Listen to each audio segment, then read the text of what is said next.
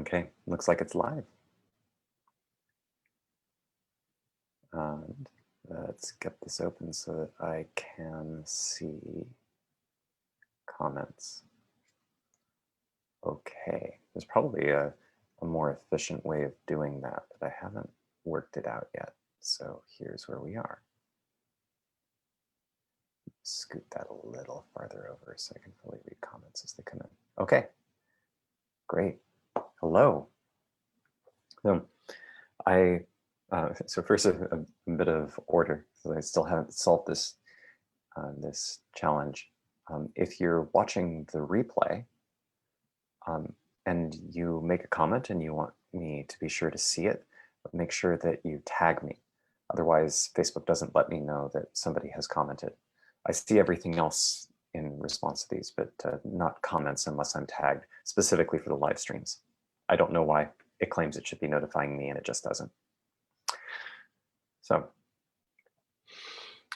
also, I am doing another live stream later today at 4 p.m.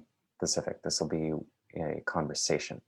I just felt like I wanted to pop on and share something about a piece of my own development that I feel this settling in a really nice way. I wanted to share what this was and what this is about. So there's a bit that comes out of the hemisphere work that Ian McGilchrist does. He looks at so Ian McGilchrist's work. His main book is The Master and His Emissary. This is exploring the two hemispheres of the brain and noticing that the way that our culture has mostly taken in what left brain and right brain actually mean is mostly just wrong. It's mostly just confusion. It's not that the right brain is artistic and the left is logical. In fact, in a lot of ways, the right hemisphere is much better at logic than the left. The McGilchrist puts a bunch of energy into banishing a lot of the normal ways of thinking that have become popular in the culture for what the left and right hemispheres do, and highlighting, well, here's what the science actually says. And when we connect the dots, this paints a really important picture about the unfolding of the westernized world and the experience of being human on a day-to-day basis, and why it is that there's this kind of duality that we often experience that people keep reporting. He was actually surprised by how much his book resonated with people from a huge range of fields, because he wasn't writing this to pivot the world. He was describing, hey, there's this fascinating thing about hemispheres, and it seems to spell something out about how the world works. And this ended up resonating very deeply with the experience of artists and scientists and meditators, historians. There's like a huge swath of resonance with what he's talking about. So I want to highlight this with a particular instance. This is something that, because of this, I've come to refer to this as the mother's arm fallacy, or the mother's arm error. So there's a type of seizure that can happen well, that's not a seizure, sorry, a type of brain damage, stroke, for instance. So a stroke that can happen where, depending on which hemisphere it happens in, so if this brain damage happens in the left hemisphere, you'll end up with a paralyzed right arm, right? Because the hemispheres crisscross in terms of bodily control. And when this happens on the left side, the person's right arm is paralyzed, they'll just report, yep, I can't move my right arm. If you ask them, well, can you lift both of your arms? They'll say, no, I just told you I can't lift my right arm. Like, yeah, that's me lifting my left and nothing's happening on the right. Sorry.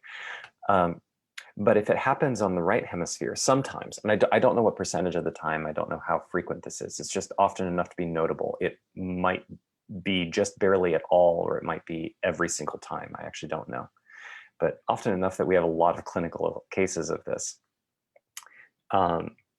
If it happens on the right hemisphere, when you check in with the person, they'll say, so if you ask them, what's going on with your arm? They'll say, nothing's going on with my arm. My arm's fine. What are you talking about? You go, oh, so the clinician will ask, okay, so can you lift both of your arms? You go, yeah, sure. Okay, are both of your arms lifted? Yeah, yeah. Like, okay, and then the clinician might reach down and pick up the paralyzed arm and go, so what's this? And the person looks and goes, oh, that's my mother's arm. It's been hanging out with me all night. So, and it's important to track that the reaction is not, that's about my mother's arm. Like, it's not like they're panicking and trying to find something to convince you or to convince the clinician. It's just they just stare at it and go, that's my mother's arm. So you might ask, well, why would that happen? What's going on with that? Well, it turns out that in broad strokes, what the left hemisphere is does, our computers, the computers that we use, are strongly modeled after the function of our left hemisphere. There's the left hemisphere grabs things, isolates them, pulls them out of context, and examines them. And then it comes up with representations, with models of how this thing works. It tries to abstract from it and then examine what is a coherent, and coherent is the really important part, coherent or consistent, an internally harmonious model of the thing that is pulled out of its original context. Whereas the right hemisphere is predominantly about embedding things in context. The right hemisphere, this shows up in terms of how the neurons are actually wired up. The left hemisphere has this like grid-like structure to it, whereas the right has this crisscrossing of like a root system. Like if you look at the root system in a forest, like that kind of wiggly wiggle-mawong, like just all it looks chaotic, but clearly it's orderly. And the function of the right hemisphere is to embed things in the whole context and have the direct experience of it. So the reason that's important in the context of the mother's arm thing, and I'll get to surrender, I definitely intend to get there. This just feels like essential context for this. So the reason that matters is, in essence, the left hemisphere's job is to figure out how things fit into its model. Like the right hemisphere hands it something saying, hey, I need more details about this. Can you figure out how it works and tell me? And then the left hemisphere takes in that request and comes up with a model, and then ideally hands it back. The right hemisphere is the BS detector. It's the relevance tracker. It's the thing that notices, does this make any sense given the context it's in? So when the stroke happens on the left hemisphere, what's disabled is the capacity to pull things out of context and examine them in detail. So past efforts to have done that will already be integrated into how the right hemisphere is constructing the world. So when there's damage on the left hemisphere, such as the right arm is paralyzed, there isn't anything to change. Right? There's just, yep, I agree. The reality is, like, the right hemisphere is in touch with reality. Its job is truth. And its job is to be in touch with truth. So it goes, yep, there's like, I remember having had a functioning arm and this arm isn't working, so something changed. Don't know what, but that's true. I think it's the right hemisphere coming through just fine. But when the damage is on the right hemisphere, so the left arm is dysfunction, or the left arm is paralyzed, there's a problem where the ability to notice that the model of a functioning left arm doesn't match reality. So instead, the left hemisphere is taking over that job, and the left hemisphere's task is, how do I make the incoming information fit my model? One of its tools is to literally be incapable of seeing it. Like if the arm had not been pushed right in front, the input of there being this dangling chunk of flesh off to the left just isn't relevant for the left hemisphere's model. It's outside of model, so it doesn't pay any attention. But when the model is brought into inevitability, then the left hemisphere has an input that it has to navigate, but it can't decide that the left arm is dysfunctional. So it has to say, how do I account for what this is, given that the left arm is fine? Well, this arm I don't have control over, therefore it can't be my arm. What is a plausible thing that I could inject in here? And the left hemisphere is all kinds of stuff about what plausible means isn't integrated into the larger context. So its version of plausible looks very weird. Well, that's my mother's arm. Really? Where's your mother? Oh, she's around here somewhere. Left hemisphere is no problem with that because it doesn't have the integrated view that notices that that doesn't make any sense. So why am I talking about hemispheres? Well, there's a significant challenge that we're faced with in an ongoing way when it comes to the question of choosing truth over belief. Like, that sounds very abstract, but like this has been a constant problem throughout human history. Current events, by which I mean something like everything that's happened over the last decade, is super loud through 2020. I could pick out a bunch of your favorite causes, but think about it. Looking around, do you notice anybody being kind of out of touch with reality? Okay. It sort of doesn't matter what side of what fence you're sitting on. The chances are you can easily think of someone. Okay. So the challenge is that on the inside, it doesn't feel like being out of touch with reality. The same way the person who has their arm pushed up when they have the right hemisphere stroke, they have their left arm pushed up and says, oh, that's my mother's arm. They don't notice that they're out of touch with reality. They notice their mother's arm. And if you get flustered while you're holding up their arm, I mean, their experience is you're holding up their mother's arm and asking you, what's this? And you sort of look at them like, it's my mother's arm. And then they get upset with you saying, no, that's your arm. And you look at it saying, no, that's my mother's arm. What's wrong with you? You're out of touch with reality.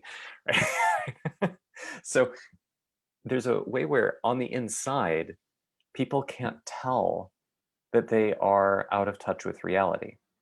The clinical term for being out of touch with reality, such that you literally cannot experience reality, that you are living in a different reality than your body is living in, the clinical term for this is psychosis. I mean, so what I gave a video a little while back about, I think, normalized psychosis or something like that. This is this is the real epidemic that we're dealing with. Like, I don't mean to dismiss the current pandemic, but the current pandemic is made possible by an out-of-touchedness with reality that has people yelling about their mother's arm, metaphorically speaking, all over the place. So what that means is that on the inside, it doesn't feel like making the mother's arm mistake to make it. Otherwise, it wouldn't work. And I guarantee just about everybody is doing this. I catch myself with this fairly often, and that means there are a bunch of cases that I'm not catching for myself. So there's a question that I've been sitting with for years and working with, wrestling with, trying to figure out how to navigate. How do I recognize where I am deceiving myself about what is true? I can't do it by thinking. Thinking isn't going to get around the mother's arm problem. There are complicated reasons for this, but excuse me. But the short version is that the cognition is second. Cognition comes a step later. There's a really the challenge that comes forward from looking at, well, how do I prefer truth over my stories? And how do I avoid making the mistake of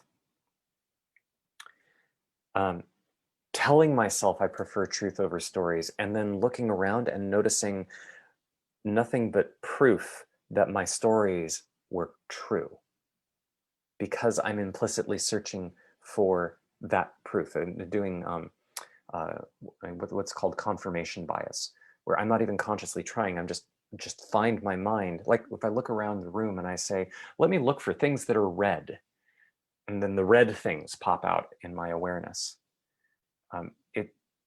Like I'm not conscious of the mechanism that causes the popping. I just use the result of it. I use the pop in order to notice. So if I don't notice that I've even made the request to look for things that are red, if I'm trying to figure out whether there are a lot of red things in the room, there's a cognitive slip that happens. I look around and I see a lot of red things, but what do I mean by a lot? And are they popping out because there's so many of them, or just because this filter has come into play? How do I tell? And I will get disembodied and very lost if I try to figure that out, because that isn't the role of the mind. The mind responds, but responds to what? Okay.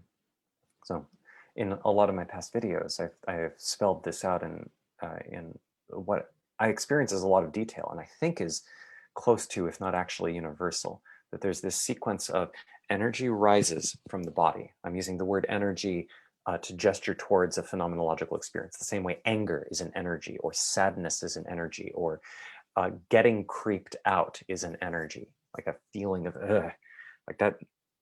Those sensations arise and they sort of hit the mind. And then the mind responds to the energy, sort of like steam hitting a turbine or some sort of moving part of a steam engine. The steam is the critical part for getting the thing moving. The engine is just passively there waiting for power. But once it has power, it's able to churn. And so that basic mechanism just seems to appear over and over and over again. So how do I actually prefer truth? How do I do it? How do I get past the places where I am actually psychotic? So one place I experience this, just on a very practical level, I've been working on untangling some really old patterns in me with romantic relationships in active dialogue with my partner. She and I have just like we've noticed this layer where there's a level of falsehood in our relationship that neither of us want, and we're working on dismantling that.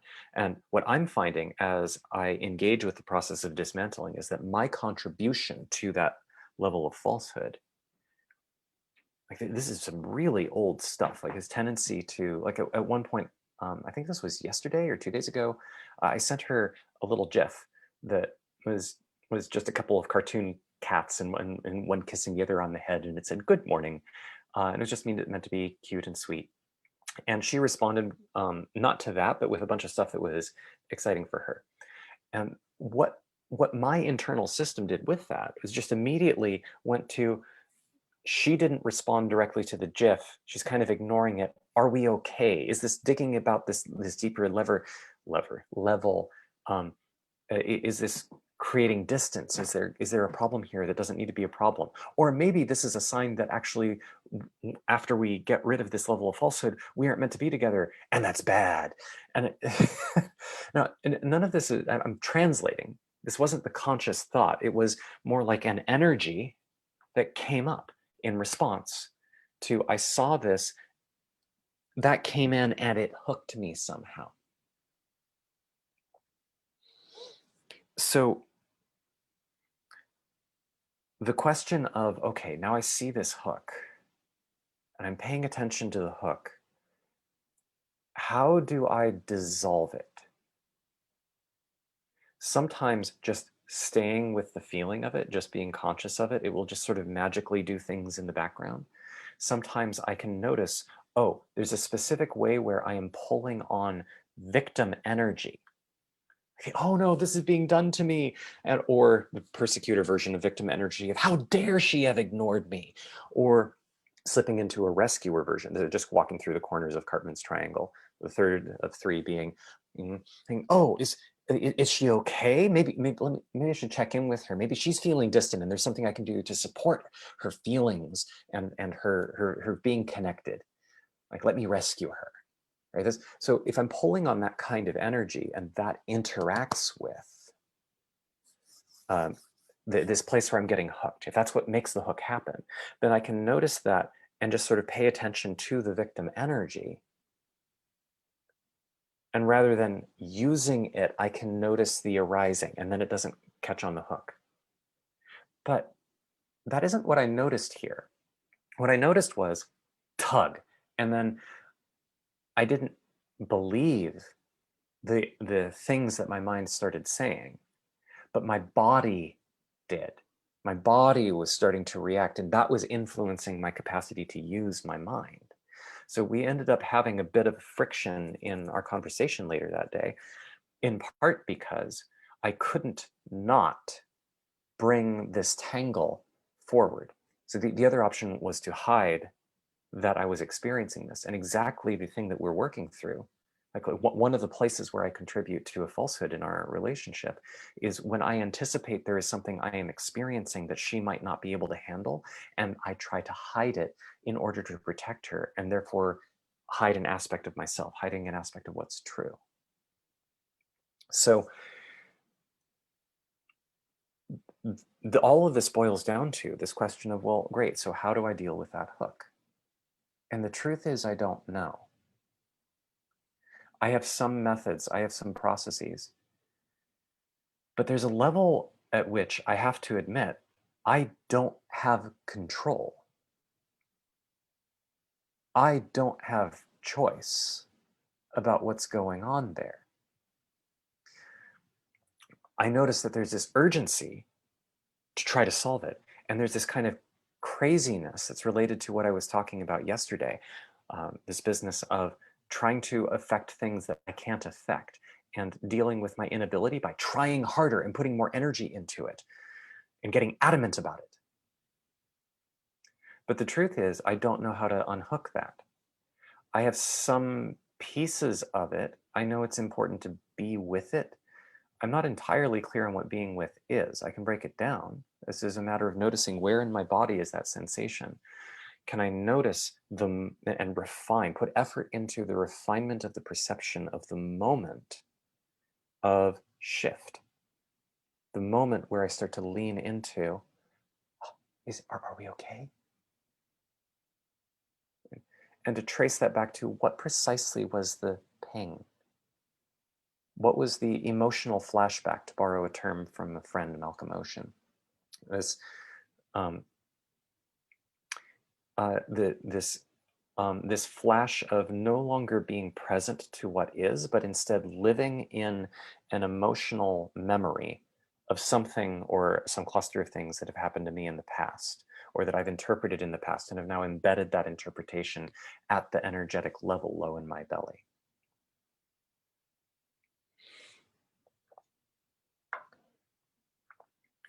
So I know that that kind of attention is important. It builds some sort of detail. And if I build enough detail, then something shifts. But I don't have control. So this is where we get to this question of surrender. What is this move of surrender? Oh, there are a couple of framings that come to mind that I've been finding very helpful with this instance and helpful in general. There's a sort of picture that is becoming clearer to me. So in a lot of spiritual contexts, there's a huge emphasis on the need to develop the capacity to surrender. Surrender to what? Well, if you insist on knowing, you're not really surrendering. On the other hand, how do you do it if you don't even know what you're surrendering to? And I think that there's something very straightforward here. I think it's very easy to cognitively understand, but it's important to register that what cognitively understand means is the left hemisphere has a model. In terms of the hemispheres of the brain, what I think we're talking about is the left hemisphere releasing control over the need to fit things into its model and instead handing the whole model and everything else over to the right hemisphere. is a detail of neurology that McGilchrist brings up, claiming that the corpus callosum, the connection between the two hemispheres that runs through the center of the brain, um, most of the neurons that make that link are not about transmitting information, but are actually inhibitory neurons, which is to say each hemisphere has some ability to tell the other one to shut up. And later on, McGilchrist mentioned something about how that's not really quite the right way to think about it, but I didn't quite follow what the right way to think about it is.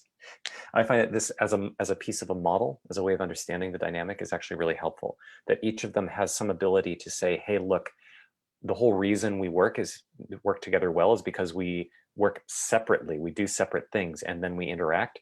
I'm doing my job. Please stop getting in the way. The problem is that there's an asymmetry where the right hemisphere, because it understands context, understands the context in which the left hemisphere is useful and understands that there is a left hemisphere and that the right hemisphere needs it and what it's useful for. The left hemisphere doesn't have a coherent view of the right. Some of its models claim there is no right hemisphere. We see this kind of modeling in science, for instance, the scientific materialist worldview that insists that, look, physics is correctly describing how everything is put together. Like we're missing details, but we're not fundamentally wrong. There's no evidence of anything that is outside of this model. They're completely ignoring the fact that, like, the question of who is experiencing the model. How do you know any of that? You can't have done it through the model because that requires knowing the model before you know about it. So, I mean, where does the math come from? How do you know that the math is reliable? They're confusing consistency, internal consistency, for objective truth. That isn't to say it's not useful, and it's not to say that it's false. It's not to say that they are wrong. It's to say that the entire premise that the model of physics can be correct is itself disconnected from the structure of experience. They aren't grounded in reality or in the context in which they're even able to make such a statement. There is no way to know that a particular model of the world is true. You can't get there. So that's an example of the left hemisphere claiming there is no right hemisphere, just ignoring the inputs. There's nothing there. And in other cases, you'll find that the left hemisphere's models, some of them have a recognition of, oh yeah, the right provides context. This is important. You'll find this with things like when people have models of how important the arts and humanities are, and they'll have ideas about this, recognizing, it's not that the right dominates the arts and humanities, but that you sort of can't navigate those well in a purely left hemispheric way. And that's not because of content. It's not what each hemisphere does, it's how they do it. The left takes things out of context, examines them, comes up with models. The right embeds within context and highlights relevance. So because of that, you can't write a piece of fiction in a way that people find interesting to read if you're doing it from a purely left hemispheric point of view. You end up stating facts about a sequence of events and nobody finds that interesting because stories aren't about the events. They're about something else. So there's a recognition that like some of the pieces of the left hemisphere recognize that the right actually has some pieces is a very left hemispheric way of talking about it. It has some pieces to add. It's very confused about what that even means, but there's also a chunk that recognize that of the left hemisphere viewing the right as antagonistic and dangerous, hostile, because it keeps trying to interrupt the effort to create a model that allows the left hemisphere to sort out what needs to happen in order to achieve a goal. So the right hemisphere coming in saying, hey, that's not important, you're losing context. Because of the "that's my mother's arm" phenomenon, the left hemisphere takes that as attempts to interfere with achieving the goal. Okay? You'll see that phenomenon in a lot of Western culture's attitude, and maybe this is wider than Western culture, I don't know, but the attitude that emotions have no place in the boardroom, that you need to control your feelings in interacting with other people, that um, that outbursts are inappropriate. In the United States, there's a lot of this emphasis, and I think this may be true in the westernized world as a whole, but grief is largely unwelcome. People recognize that grieving isn't something that you have a lot of control over, but if you've lost someone, yeah, you need some time to recover so that you can then show up and do your job properly. uh, as though the job is isolated out of context from the rest of life. Right? So this is a case where the left hemisphere is viewing the demands of the right as interfering with the real task. Like if you could push a button and just skip past the need to grieve entirely, it's as though this would be a good thing. It really wouldn't. It would be horrible. And I think a lot of people viscerally know that. Even just me saying it, my guess is many viewers would have a reaction of what? There's something wrong with that. So all of this, so what is this doing in the context of surrender? Well, when I view myself as an isolated person interacting with a world, my experience is of me out of context. The experience of self that I have, that has this sense of separate self from the reality that I'm interacting with, separate from other people, like separate and isolated. Like I make my choices and then I deal with inputs and I give outputs. Anything that has that kind of structure to it is a left hemispheric experience of the self. So what that means is, while I experience myself as separate from and clearly distinct from everything else in the world, my experience of the right hemisphere is the world. It is truth. That's what the right hemisphere tracks, it's truth. There's a lot of model details that I think are really helpful, like the fact that the left hemisphere has a model of the body, largely ignores the left half of the body, if it can get away with it, which is why right-handedness appeared. Right-handedness is a reflection of the left hemispheric dominance of the process of manipulating the world. We're manipulate, like mani, hand, the handling of the world. Like tool use is a very left hemispheric function.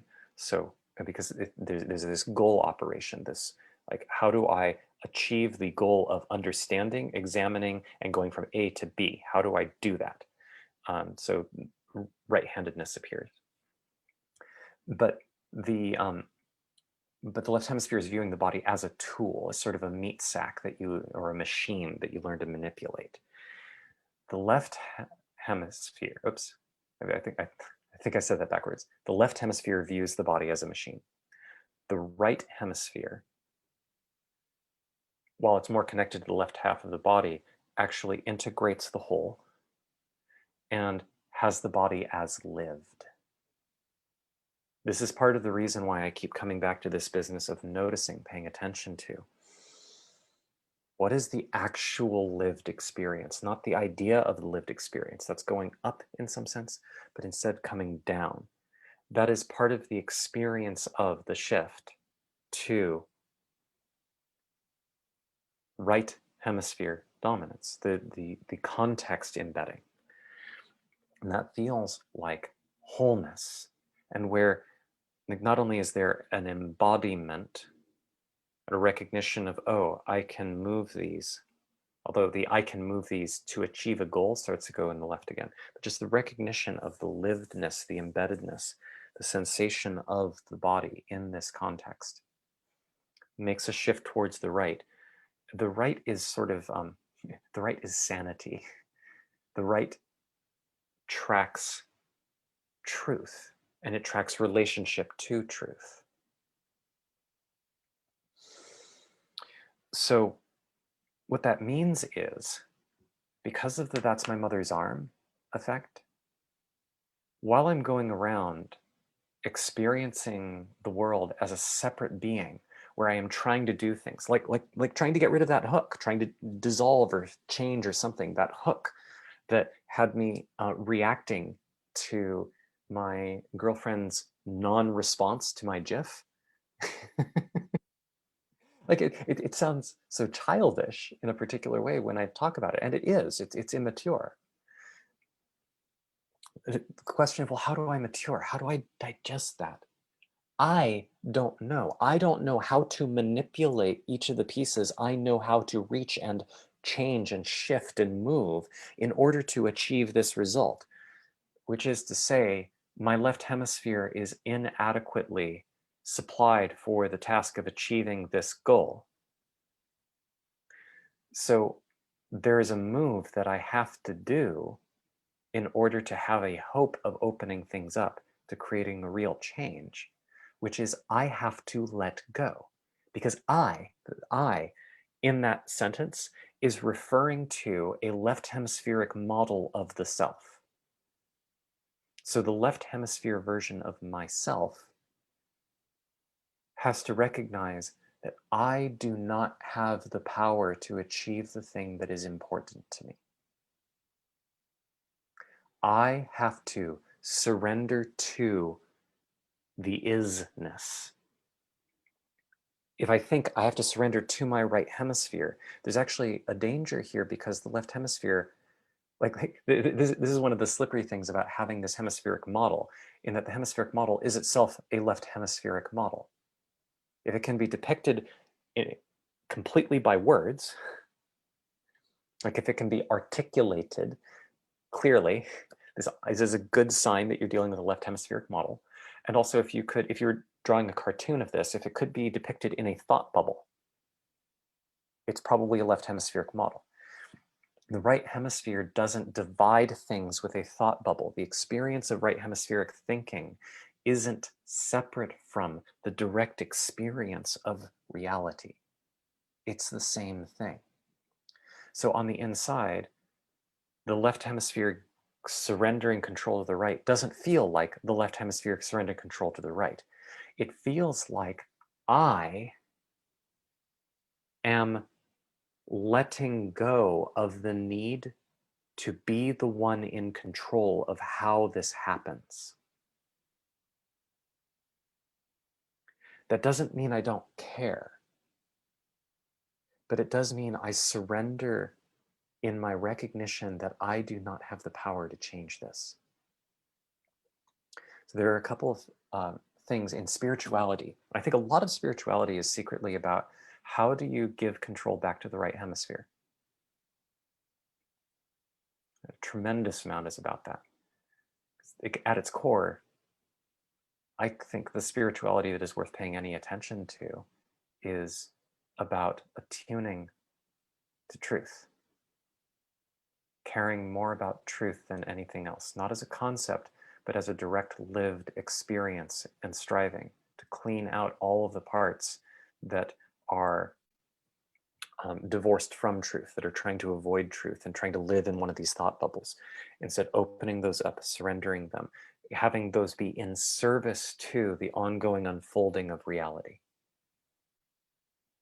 which, among other things, is going to include a shift in identity, so that I'm no longer thinking of myself as isolated, but instead, Michael and this body and all of these thoughts, this mind, these are extensions of reality. They are facets, they're waves in the ocean, but I am the ocean.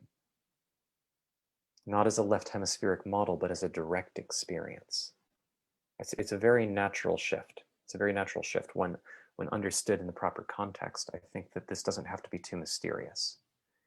It is what the lived experience is of recognizing what it means to prefer truth over anything else.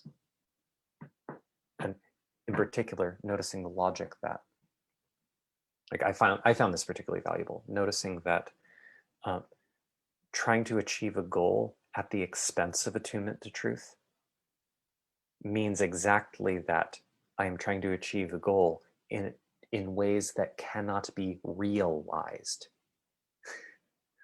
Like the difference is exactly like the difference to which I have to hold myself apart from truth is exactly the degree that I have to put effort into separating myself from what is true, from what is real, in order to achieve my goals, is exactly the degree to which truth is incompatible with my effort to achieve my goal. And truth will win. Reality will win, guaranteed. So this is a very, for me, this is a very grounded and immensely sane way of orienting to what a lot of these spiritual teachings are talking about, recognizing truth matters most. What does it mean to prefer truth? Well, you can't just stop with the concept or with the word or with the model of what truth is. There's an actual movement, an embodiment. And that embodiment involves this kind of surrender. So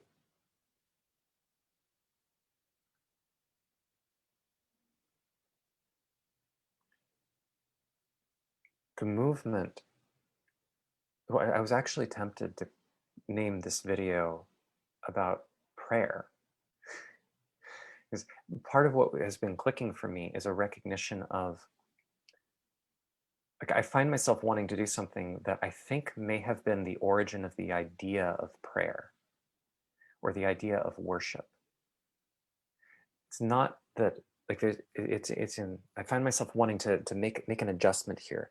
And part of it is out of an attempt to control the impressions of my audience, and I don't want to do that. I will share that for me, a lot of the ease that comes with, I grew up in an adamantly atheist household. Even though my parents were very interested in, and still are, in a lot of things having to do with parapsychology, telepathy, clairvoyance, etc., and are very into, lots of weird stuff. A lot of my family's attitudes have long been, as far back as I could remember, there almost definitely isn't a God like um, like what fundamentalist Christians talk about.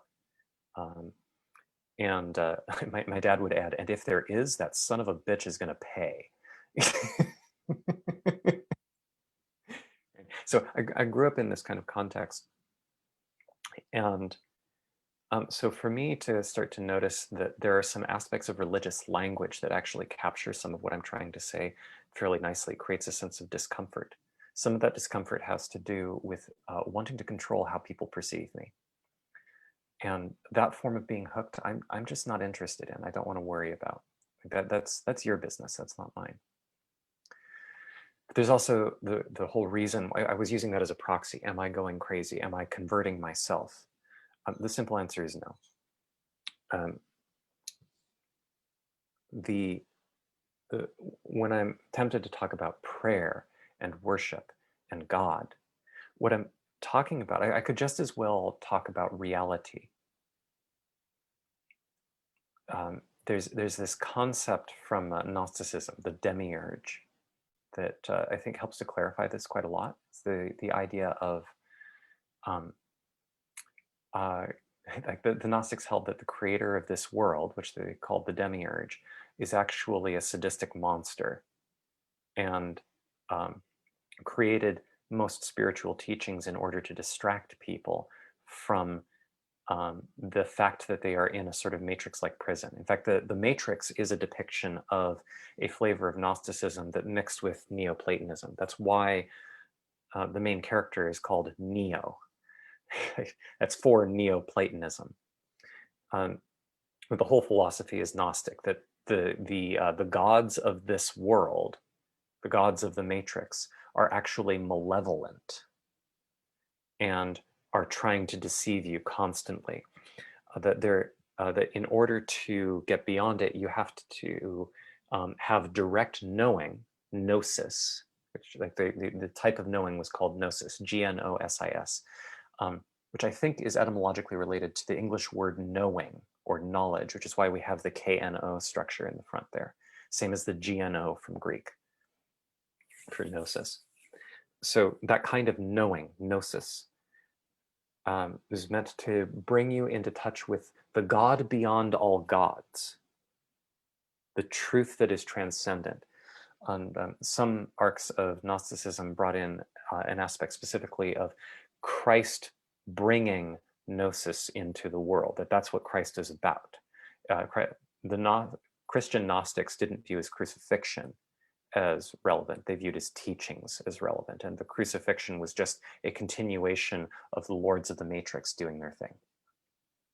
So this, this concept of the contrast between the demiurge and the true God, where you is like it's critical, and it's also it's important to recognize that the true God, like the God beyond all gods, is an oxymoron, and that's intentional because the God beyond all gods isn't a being.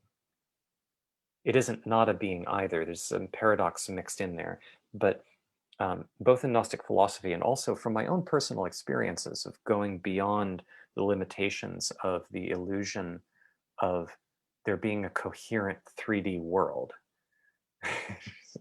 Fascinating experiences, both from meditation and from various kinds of psychedelics. There's this, there's an obviousness to, oh, reality is, truth is. And because there are properties that emerge within this illusion and interface with this illusion, there ends up being an experience, something like intent from truth, from reality.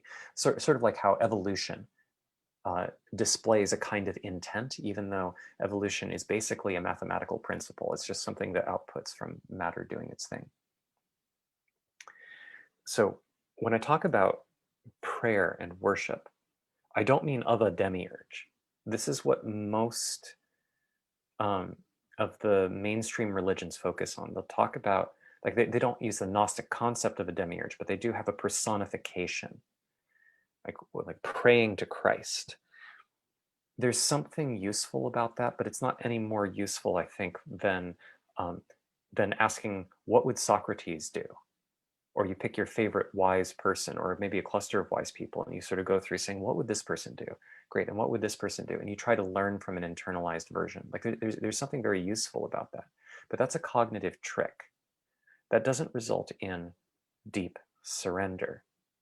That doesn't result in the letting go of the mother's arm phenomenon and allowing the right hemisphere to take command in a situation where it is better suited. Like the lived experience, what I keep finding is that the lived experience has some of the flavor of what I think was the original intent behind the 12-step programs. I think it's step 2.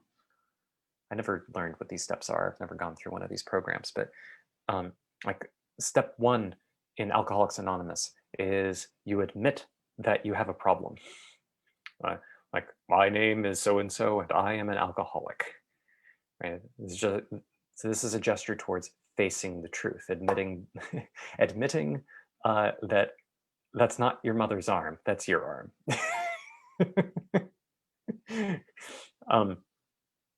Like that step is really challenging because you look at it going, I'm not an alcoholic.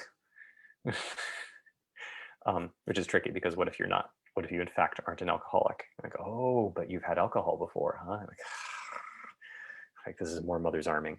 Anyway, but step 2, this is the one that that isn't as depicted in popular culture, but if you dig into the 12-step program at all, you find this one as step 2 or 3. I think it's step 2. Is you have to admit that you are powerless over the disease that has you. That you are, in the case of Alcoholics Anonymous, that you are powerless over your alcoholism. When I first heard this, I found this absurd. What do you mean powerless over this? I mean, if I were an alcoholic, I could solve it by not drinking alcohol. But the whole point is, like I was talking about this yesterday, about how, what is it? One way to say this is, what does can mean if I can't in practice enact it? Right? Right? For a long time, let's see, what would be a good example? Oh, actually, I think a reasonable example for me would be porn. There was a while where I was getting really into it, and I would look at porn almost every day, and I would have a rationalization for it, but I would insist that I'm not addicted to it. And I had some reasons to hesitate. Like I think what it is that I really like it. um, and I have some logic about it. And I thought that framing it as an addiction seemed to create a problem of what you resist persists. I was concerned about that. Um, but I would sometimes just use raw willpower to just say, I'm just gonna not check, not gonna look at this at all. And then I would notice a resistance building up. And then a couple of weeks later, I would end up checking some out. So in that sense, like I don't know if it's helpful to call it an addiction. I think that there's some sort of emotionally unhealthy thing about giving something an essential attribute like that. Um, but recognizing, regardless of what stories I tell myself, I don't have the power to stop. I want to. I really want to, but I don't have the power to stop. And to recognize the truth in that. So I think that the intent was not like, I don't know what the intent is now, but my guess is that when the 12-step program was created, that second step, this step of I don't have, like I am powerless over this disease, was not a shirking of responsibility, but was instead a recognition of the limitations of egoic will.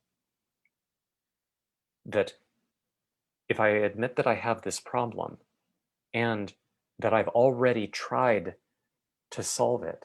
Like if I have a problem of, right now I'm a little thirsty.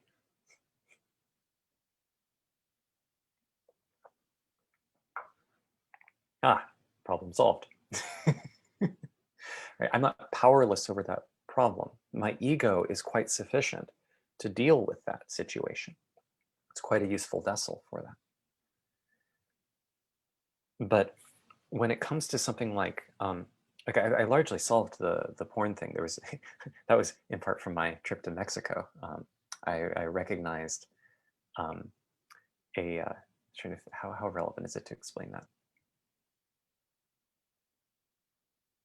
I won't go into that. I might go into it some other time. I think that there's a lot of confusion around the game with porn, specifically, and men's consumption of porn. But there was something that became very clear to me that evaporated almost all of my interest,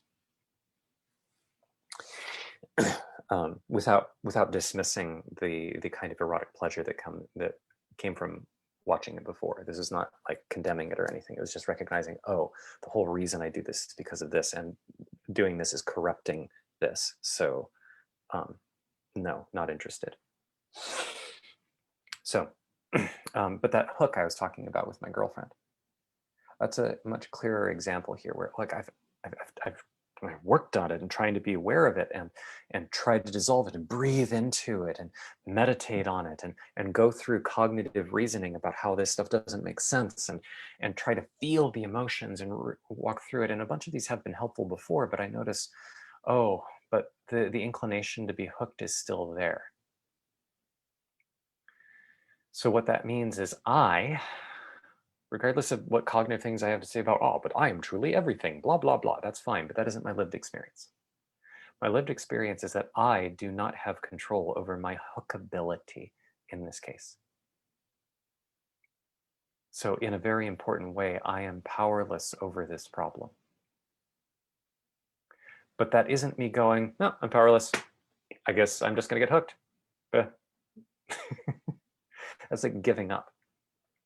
Instead, it feels like there are these two pieces that I have to strongly combine. I say have to. What I mean is that this is something like a tool that my ego has within reach, and it becomes more and more within reach the more I practice this, which is the movement of prayer. And I think in practice, the left hemisphere, am praying to the right hemisphere, and the right hemisphere is teaching the left how to pray. But the inside experience is I don't know what God is. I don't know what reality is. But I can recognize that it's in its hands, not mine, whether and when I release this hook and this hookability. And I can sincerely want that freedom and recognize that for all of my wanting and all of my drive to let go of it, I don't know how. Not my will, but thy will be done. So in that sense, there's a kind of movement on the inside that it's not automatic by any means, but it's this movement of a kind of deep desperation that is not flailing. It is a movement of collapse, but acknowledgement. Calling it collapse is a strange description. It's more like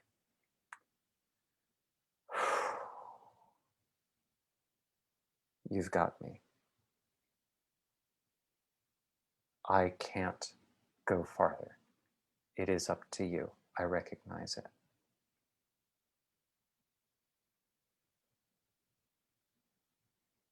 Please help me. For me, in that movement, it's critical to let go of, like, to notice, I should say, to notice all of the inclinations to use Cartman's triangle type stuff. Like, I'm so tormented by this and I'm powerless over it, and God help me. Like, that doesn't help, because that isn't actually surrendering. It's trying to, like the part of the whole reason for using Cartman's triangle, the whole victim pattern, is because other people who are using that victim pattern can get hooked by your being hooked by this whole energy. So it is in some sense an effort to be childlike at God in order to manipulate God into helping you. And here it's important to track by God. I am talking about reality, but in the image, like in essence, is sort of misses and is trying to talk to a demiurge, which, if you're lucky, doesn't exist.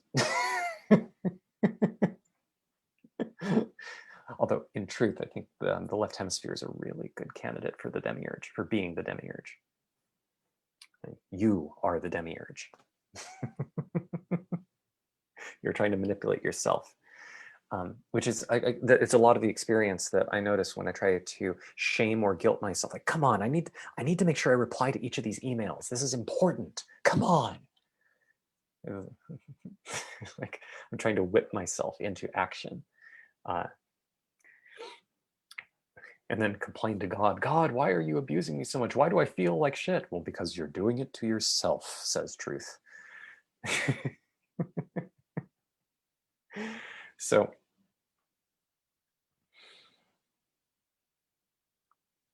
the movement, there's a movement that is something like real prayer.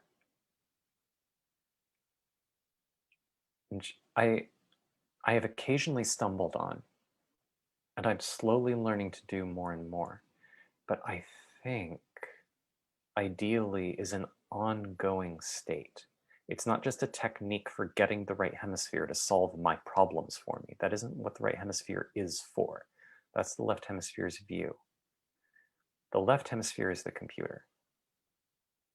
The right is truth.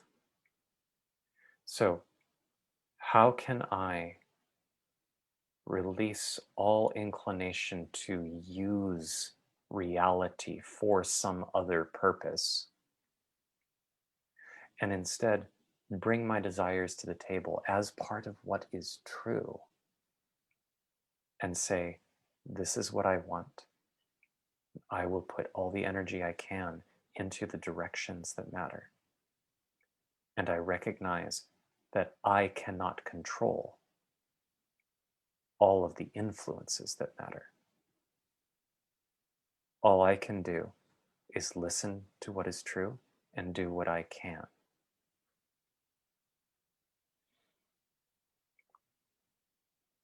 May I be more in touch with truth.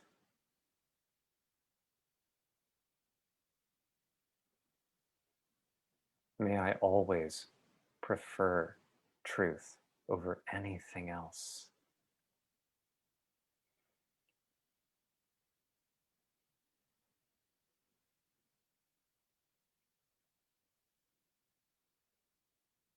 I find that to the degree that I can do that move, it's not so much that I achieve my goals better, although I'm finding that is true, but I also don't get to specify what those goals are ahead of time, because my concept, my left hemispheric concept of my goals, to the extent that they have to be conceived of separately from truth, are unattainable. They don't make sense. They aren't even what I actually want because I'm living in this psychotic fantasy. So I can't even know what I want unless and until I prioritize being in touch with truth over the attainment of anything. So this is not just prayer for, please let me have a Cadillac. It is prayer to recognize, oh, I am trying to achieve something. Looking at unhooking myself from, I'm becoming unhookable in this type of dynamic with my girlfriend. I want to see an end to aging. I really want to see that. I want to see the human race wake up enough to become sane and kind. I feel all this fear. All of these things I want, and I've tried to put energy into, and some I've gotten a little movement on, and some none at all. But these are wants, and I recognize that I put energy into things, and some of the things I'm putting energy into don't work out, which means I'm out of touch with reality. Which means that I may not even be clear to myself that I even want those things. I might think I'm sure because I know my mother's arm when I see it.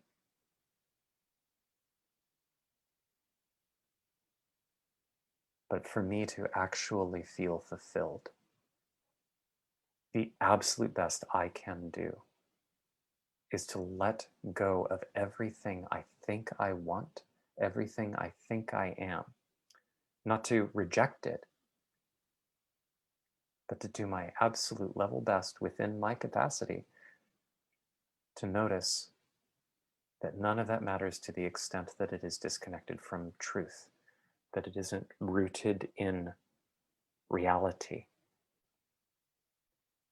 And therefore, to the parts of me that I do not identify with, I need to pray.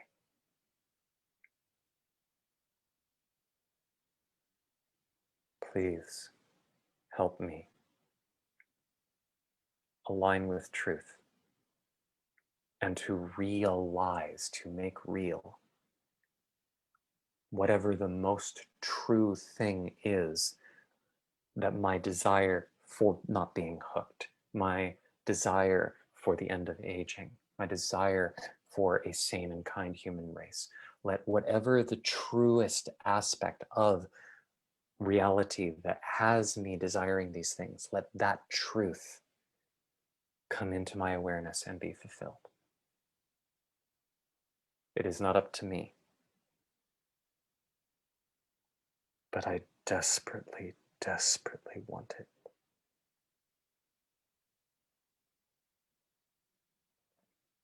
I hope that makes sense. I'm still trying to understand this. I think there's a level at which it cannot be understandable because the left hemisphere, at some point, has to let go.